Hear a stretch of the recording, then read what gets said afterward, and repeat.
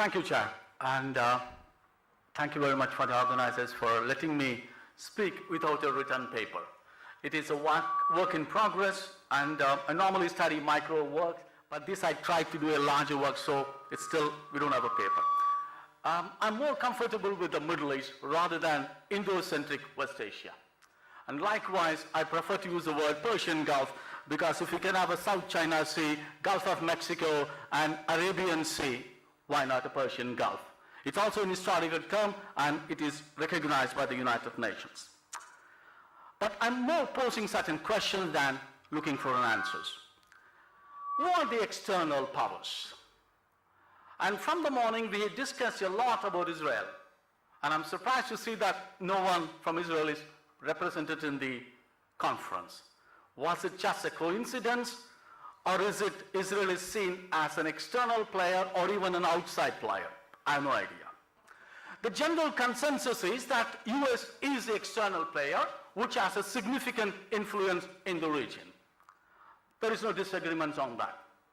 Since the arrival of Putin and the economic wealth of the gas, Russia has returned to the region as a major player at the end of the Cold War. Then comes China. If you look at China from 1971, China always abstained to express its displeasure at the United Nations. But for the first time, they exercised veto on the Middle Eastern question when it comes to Syria. So China is a player now. So whatever political settlements you are looking for in the Syrian context, you need to have China and Russia on board. So far, they have prevented US from taking a military action against Syria, but they are not in a position to bring about a political settlement to that. This is a general agreement. But if you take a closer look, are there any other external players? If you look at the Arab Spring, Turkey seemed to be an external player, because the then Prime Minister Erdogan immediately looked at Turkish as a model, the AKP model. He forgot or oversimplified the historical Arab-Turkish differences. The second player you can see is Iran. Coincidence of Mubarak's departure, the Iranians say it is an Islamic revolution. They once again overlook two important things. One is the Arab-Persian tensions and the Shia-Sunni divide, whichever one will look at it. But if you take an even closer look, Qatar is playing a dominant role in a number of issues. Some for positive results, some not so pleasant ones. So if you look at these regions, they may look at Qatar as an external to that problem. And in that case, where does India stand? I may see India as an extended neighbor of any country in the world. I can see the world, India, as a center of universe. The question is, are you an external player or not? That is something not Indians will have to look at it. It is for the region to say it. I may like to play a very hegemonic role and pretend to be a nice guy in town. All the other guys are bad, I am the new friend of yours. But the question is, are we an external player or are we a player in the extended neighborhood? That's a question we need to ask. What are the contributions of the external player? You know, it's like an individual relations. In any two relations, you have harmony and acrimony. Both come and go. If the relation is only harmonious, life is actually boring. You need tension in the soap opera, ups and downs in life. So if the harmony is a dominant feature, the relationship continue, endure, and strengthen. If acrimony is a dominant discourse, you go to the courts. The same thing applies to states, nations, and regions. So when you look at the external players and the Middle East, we simply cannot look at only one side of the picture. Sides because to everything. It is true, you can talk about any number of issues, imperialism, colonialism, divide, and too many ethnic groups in the same country or same ethnic group in different countries, Arab-Israeli conflict, one can go endlessly. But the relationship is nowhere, it's a question of hate. A lot of good things happen to the region thanks to external powers. Let us have the courage to admit it. If you look at today, most of the countries are 40 years old. Last decolonization in 1971. independent state. So at 40 years, one would expect a degree of maturity. Not an infantile, whatever happens to me if I'm a bad guy because of my father. I think, countries should come to terms. If something is wrong with them, they also equally have a shot to play.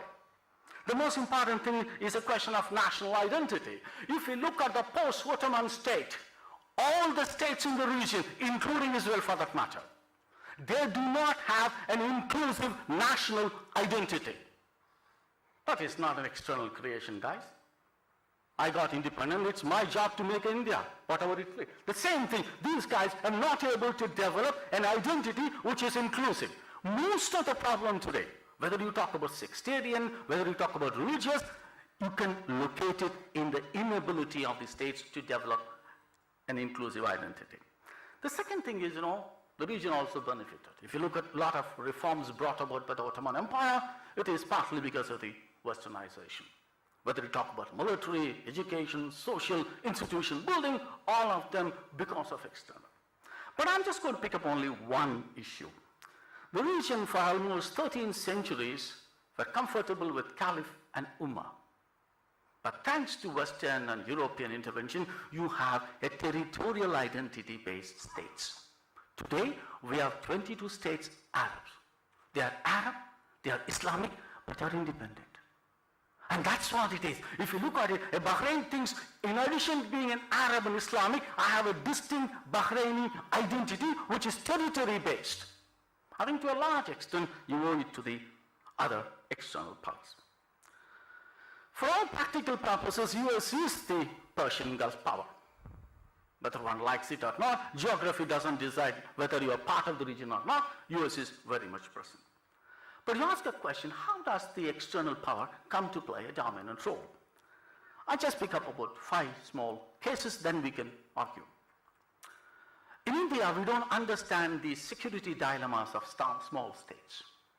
Probably Israel is in a better position to understand the dilemmas of a small state like Kuwait than Russia, China, or India are.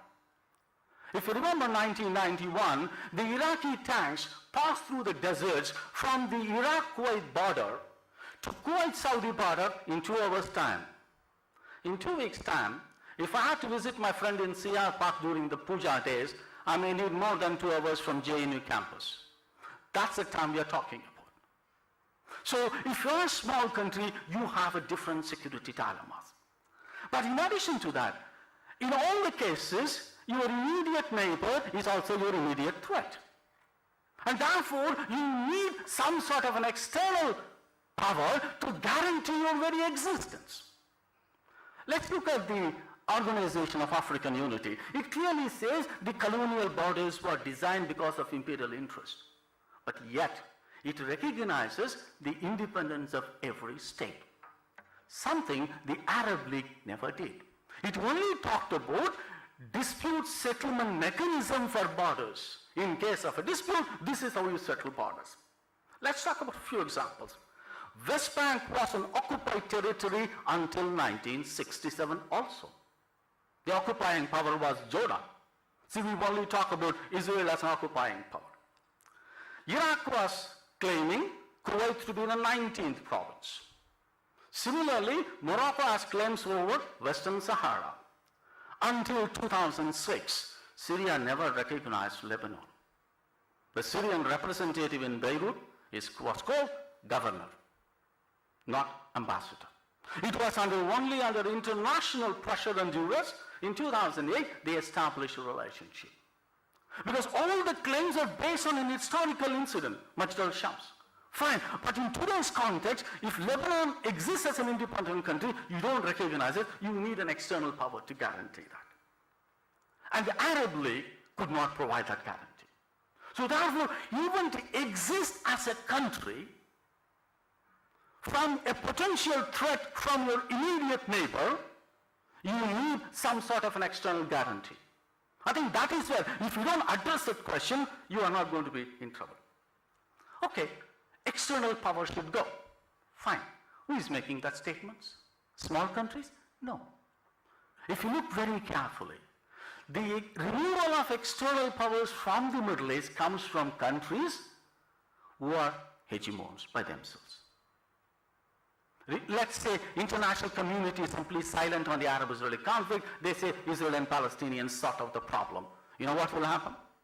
The asymmetry is astronomical. So you need an external power to support the Palestinians to bring about certain things. The same thing happens to a lot of countries. I am recognizing Persian Gulf as a term for the region. I am not legitimizing Persianization of the Gulf. If you look at in recent years, some of the Iranian officials were questioning the existence of Bahrain. They may not be important figures, but you raise that kind of question, can I exist as a country? I think that is where you need to address the problem. If this is not enough, we have a new challenge, the caliphate. You know, we have been saying a lot how the US played an important role. It's once again a Frankenstein monsters. We know that, you know, so many countries have created their own Frankenstein monsters. All you have to do is mirror, mirror on the wall. They will tell you. Even India is not an exception to that rule. We know that US played a role. We also say that Western countries in general played a role. There are some who actually say it's a creation of Israel. Fine. Let's accept all for the sake of it. But you know, we need to accept one simple fact. It may not be politically correct. It may not be very popular. I think we need to come to terms as human beings. The founders of Islamic Caliphate justifies his action in the name of Islam. I think that we need to recognize. We need to recognize it may be minority and small, we are not getting into the number game. What we are saying is we need to recognize the entire phenomenon has the consequence of very narrow, parochial, xenophobic interpretation of the religion.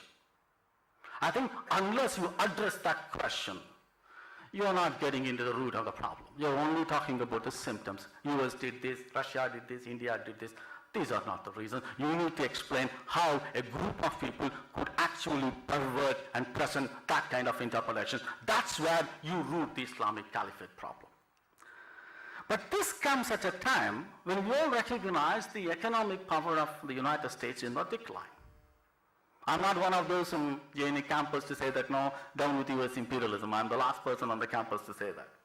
But I'm willing to recognize that the decline in the economic power means decline in your political influence. You can pick up any number of cases in the Middle East, US is not able to provide a very convincing solution to that. People are talking about shale gas replacing oil, which basically means the region's importance in the US calculations is bound to decline. And nobody is happy with the United States. If you look at the Gaza crisis, the Palestinians were screaming, the Arabs were screaming, even Netanyahu was screaming even louder. So with the result, you know, US is simply saying, hey, is it worth it? Why do this anti-Americanism beyond a point in spite of everything I do? So therefore, there is some pressure within the United States for a disengagement. It's not worth it. Why do we spend so much of human capital for this region? Let them decide themselves.